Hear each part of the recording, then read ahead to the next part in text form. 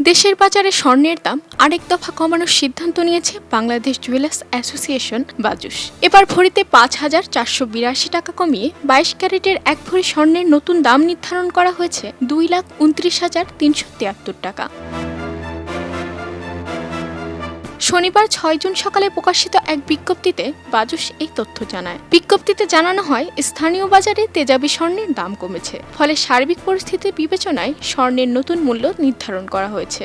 নতুন এই দাম শনিবার সকাল ১০টা থেকে কার্যকর হয়েছে। নতুন মূল্য তালিকা অনুযায়ী প্রতি ভরি ১১,৬৬৪ গ্রাম ২২ ক্যারেটের স্বর্ণের দাম ২,২৯,৩৭৩ টাকা। ২১ ক্যারেটের প্রতি ভরি ২,১৮,৯৩৩ টাকা।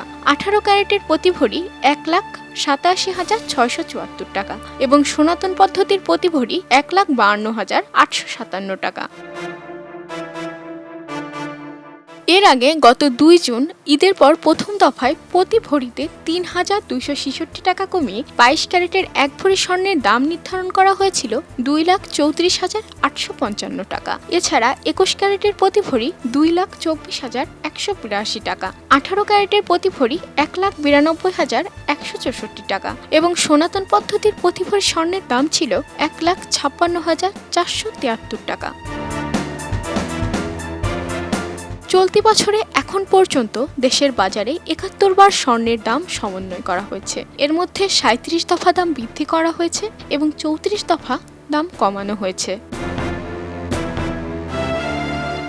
খবরের কাগজ, নিখাদ, নির্ভীক, নিরপেক্ষ।